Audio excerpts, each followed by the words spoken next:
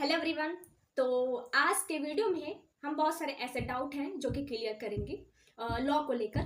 तो ऐसे बहुत सारे बच्चे हैं जो कि यहाँ पे 12th पास आउट करके निकल चुके हैं और मैंने यूपी बोर्ड का रिजल्ट भी देखा, आ चुका है। तो बहुत सारे बच्चे ऐसे होंगे कि उनको लगता होगा कि लॉ में यहाँ उनको as a career option choose करना चाहिए। तो उनके मन में बहुत सारे ऐसे डाउट भी होते हैं कि जो लॉ है वो आसान होता है, हार्ड होता है या बहुत ज़्यादा हार्ड होता है। तो मैं उसका रिव्यू दूंगी क्योंकि मैं खुद एक लॉ स्टूडेंट हूँ। तो मुझे कुछ तो आइडिया है 2 साल में, और मैं अब 3rd ईयर में पहुँचने वाली हूँ। तो कुछ तो मैं दे ही सकती हूँ अपने as a junior, as a fresher को। तो उसके लिए मैं वीडियो बना रही हूँ। तो स्टार्ट करते हैं। हाय एवरीवन, मेरा नाम महिमा है और मैं एक लॉ स्टूडेंट हूँ जो कि 2nd ईयर की हूँ और मैं अगले महीने 3rd ईयर में पहुँच जाऊँगी। ठीक है। तो जो है law as a career option हमें चूज करना चाहिए कि नहीं। होते हैं जिनको 10th के बाद ही ये पता लग जाता है कि उनको as a law career option यहाँ पे चूज करना चाहिए। तो वो क्या करते हैं, 11th 12th में कोई भी स्ट्रीम चूज कर लेते हैं। उसके बाद से वो क्या करते हैं, आफ्टर 12th वो या तो क्लैट का एग्जाम देते हैं, स्लैट का, आईलेट का, या फिर कोई स्टेट जो यूनिवर्सिटी अपना खुद का जो एग्जाम कंडक्ट करवाती है उसमें वो क्या करते हैं, एग्जाम देते हैं और वहाँ पे वो क्या करते हैं, एडमिशन लेते हैं। तो ये तो बात रही एडमिशन की। अब बहुत सारे बच्चे हैं जो कंफ्यूज्ड हैं। उनको एज अ 12th, आफ्टर 12th उनको बहुत ज़्यादा कन्फ्यूजन आता है। पहले वो किसी और स्ट्रीम में चले जाते हैं, ग्रेजुएशन कर लेते हैं। उसके बाद उनको अंदर से ये लगता है कि नहीं, मुझे तो करना था LLB, मुझे तो लॉ करना था, लेकिन मैं तो कहाँ आके फंस गया हूँ। तो उस ग्रेजुएशन के बाद क्या करते हैं, as a law career option choose करते हैं। उसके बाद वो 3 साल की डिग्री लेते हैं जिसको हम LLB कहते हैं। ओके। अब जो बच्चे आफ्टर 12th चूज करते हैं लॉ को, तो उनको इनकी जो डिग्री होती है वो 5 साल की डिग्री होती है। ठीक है। BA LLB या BBA LLB BSc, बहुत सारे ऐसे जो हैं वो ग्रेजुएशन के आ गए हैं, जिसमें BA बल्कि नहीं है, BSc तक आ गया, BBA आ गया। ये सारे जो है यहाँ पे स्टेम है, क्योंकि यहाँ पे 2 डिग्रियाँ होती है। एक तो BA का मिल जाएगा प्लस LLB का, BSc का प्लस LLB का, 2 डिग्री यहाँ पे मर्ज करके 5 साल की डिग्री यहाँ पे बनाई जाती है। ठीक है। तो जो है अब ये हो गया लेने की, एडमिशन लेने की बात। अब आते हैं फर्स्ट ईयर जो कि फ्रेशर है, लॉ स्टूडेंट है। उनको बहुत सारी दिक्कत का सामना करना पड़ता है पढ़ने के लिए। पहली बात तो उनको बहुत सारे बेयर एक्ट पढ़ने पड़ते हैं, प्लस ह्यूमैनिटी के सब्जेक्ट भी पढ़ने पड़ते हैं। जो BSc से उनको साइंस के भी सब्जेक्ट पढ़ने पड़ते हैं। तो हम बात करते हैं लॉ सब्जेक्ट की, जो कि यहाँ पे मेन जो है यहाँ पे सब्जेक्ट है जिसकी हम बात करेंगे।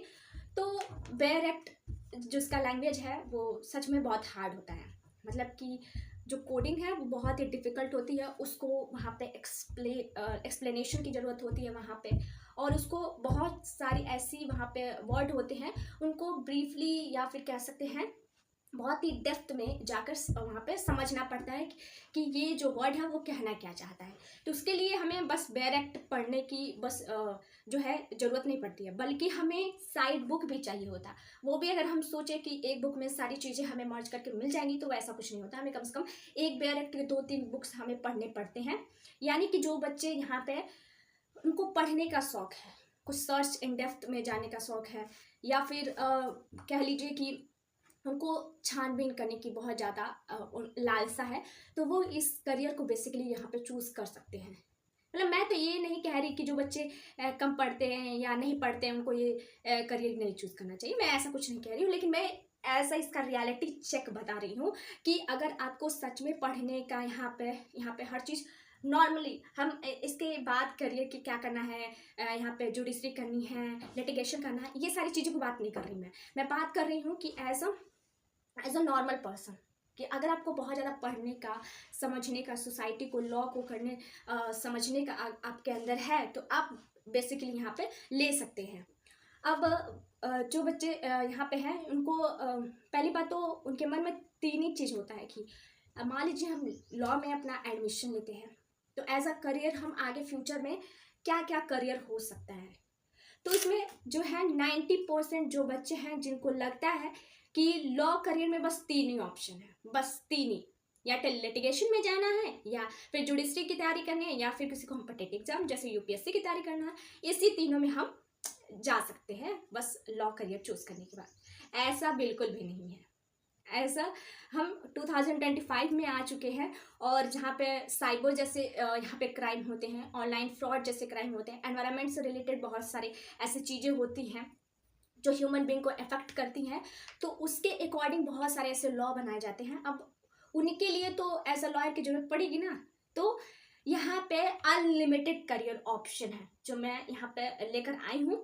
जैसे साइबर लॉयर हो सकता है, एनवायरमेंटल लॉ हो सकता है, लीगल रिसर्चर आप बन सकते हैं, एज अ इन्फ्लुएंसर बन सकते हैं यूट्यूब, और आप एज अ ह्यूमन राइट जो है एडवोकेट बन सकते हैं, एडवोकेसी अपना दे सकते हैं।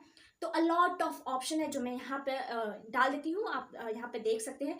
अगर सबका पॉइंट वाइज आपको समझना है कि ये क्या होता है तो आप बताएंगे तो मैं इसका अलग से वीडियो बना दूंगी, ठीक है।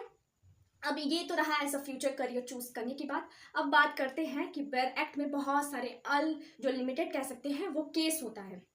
बस थियरी पढ़ने से नहीं होता, केस भी उतने इंपॉर्टेंट होते हैं जितने कि आर्टिकल और सेक्शन होते हैं, ठीक है। तो हमें जो उसके केस है उसको भी हमें मतलब कि ढूंढने में, पढ़ने में बहुत ज़्यादा मुश्किल होती है। तो ऐसे बहुत सारे वेबसाइट आपको गूगल पे मिल जाएंगे जिसकी वजह से आपको बहुत ज़्यादा आसानी हो जाएगी केस को पढ़ने के लिए। जैसे मनुपात्रा हो गई, बहुत सारे ऐसे जो हैं वो आपके जो केस लॉ है उनके रिसर्च में हेल्प कर सकते हैं, जो कि यहाँ पे दिए गए हैं, आप देख सकते हैं। यहाँ पे लॉ कानून हो गए, बहुत सारे वेबसाइट है जिससे आपको केस लॉ को ढूंढने, उनको पढ़ने, रिसर्च, जजमेंट, फैक्ट को देखने में आपको बहुत ही ज़्यादा आसानी हो जाएगी। ये तो बात रही एज अ लॉ स्टूडेंट के आसान करने वाली बात रही। अब मैं सच्ची बताऊं तो मुझे सबसे ज़्यादा जो है दिक्कत होती है केस लॉ को ढूंढने में। मतलब मैं जब पढ़ती हूँ तो मुझे सबसे ज़्यादा केस लॉ ही नहीं मिलते हैं, उसके फैक्ट जजमेंट मिलते ही नहीं है।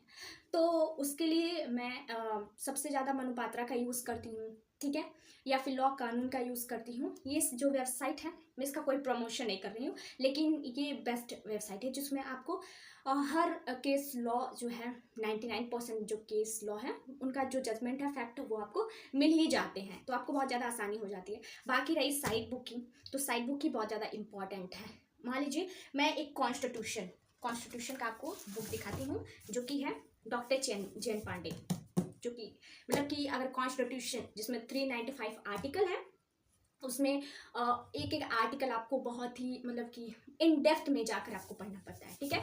तो इसमें जो है बहुत इन डेप्थ में जो है फर्स्ट इसका जो मेन जजमेंट है, कब फर्स्ट इसमें कॉन्स्टिट्यूशन अमेंडमेंट आया, कौन सा मेन जजमेंट है, ठीक है। ये जो इसमें इस बुक में बहुत अच्छे तरीके से यहाँ पे दी गई हैं। तो एज अ कॉन्स्टिट्यूशन की अगर साइड बुक देखी जाए तो जैन पांडे बेस्ट है। सारे बच्चे मेरे यूनिवर्सिटी में तो सारे बच्चे ये जैन पांडे ही पढ़ते हैं ज़्यादातर, ठीक है।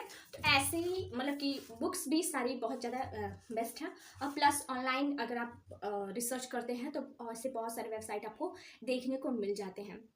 तो आज के ज़माने में बहुत सारे बच्चे हैं जो हमेशा फ़ोन का यूज़ करते हैं, लैपटॉप का यूज़ करते हैं, बुक बहुत ही ज़्यादा कम बच्चे यूज़ करते हैं। तो इसलिए मैंने ऑनलाइन यहाँ पे कुछ वेबसाइट का नाम बताया है, ठीक है। अब बात करते हैं यहाँ पे लास्ट है हमारा जो है कि मतलब हमारे पास लॉ करियर में, हाँ मतलब कि अगर BLLB हम चूज़ करते हैं तो 5 साल है, LLB चूज़ करते हैं तो 3 साल है। तो क्या हमें ऐसा बस पढ़ाई पे ही ध्यान देना चाहिए? मतलब पढ़ाई बहुत ज़्यादा जरूरी है, मैं ये नहीं कह रही पढ़ाई, लेकिन उसके साथ साथ आपको स्किल भी बहुत सारी आनी चाहिए। अगर आप इस पढ़ाई के अलावा भी बहुत सारी अलग से स्किल सीखते हैं तो वो आपके लिए बेस्ट रहेगा। आप बस पढ़ाई पे मत एकदम उस पर डिपेंड रहिए, क्योंकि आज के ज़माने में बस पढ़ाई ही आपको नहीं इंटेलिजेंट बना। बहुत सारे ऐसे बच्चे हैं जिनका एग्जाम्पल है जो पढ़ाई में बहुत तेज थे, जिनको जॉब नहीं मिल पा रही है, ठीक है। तो आप अलग से अपना स्किल डेवलप कर सकते हैं। प्लस अगर आपको टाइम मिले तो इंटर्नशिप कर सकते हैं, ड्राफ्टिंग करना सीख सकते हैं। ये सारी जो है अलग से स्किल आप सीख सकते हैं जो आपके फ्यूचर एज अ करियर में आपको बहुत ज़्यादा हेल्प करेंगी। और एज आप लॉ स्टूडेंट होते हुए भी आप एज अ मेरी तरह भी यूट्यूब वीडियो क्रिएट कर सकते हैं, जो आपकी एडिटिंग स्किल हो गई, बोलने का स्किल हो गया, कम्युनिकेशन स्किल हो गई, वो सारी चीज़ें जो हैं वो आपको बहुत बेहतर ही बनाएंगी, ऐसा तो नहीं है कम बनाएंगी। और एक और इम्पॉर्टेंट बात कि मतलब अगर आप लॉ स्टूडेंट हैं तो आपको सच में कम्युनिकेशन स्किल बहुत अच्छी होनी चाहिए आपकी, मतलब होना ही चाहिए। और फिर से कम्युनिकेशन स्किल हो गई, रीडिंग हो गई, राइटिंग स्किल हो गई, ऐसे राइटिंग स्किल हो गई, ड्राफ्टिंग जिसमें आपको बहुत ज़्यादा हेल्प करेगा। और मूड कोर्ट जो कि अभी मेरा हो नहीं रहा है, अगले साल या उससे अगले साल मूड कोर्ट, तो मैं उसका एक्सपीरियंस आपको ज़रूर शेयर करूँगी। फिलहाल जो मेरे पास था वो मैंने बता दिया है। तो वीडियो अगर अच्छा लगे तो प्लीज़ लाइक, सब्सक्राइब और शेयर कर देना। Thank you so much.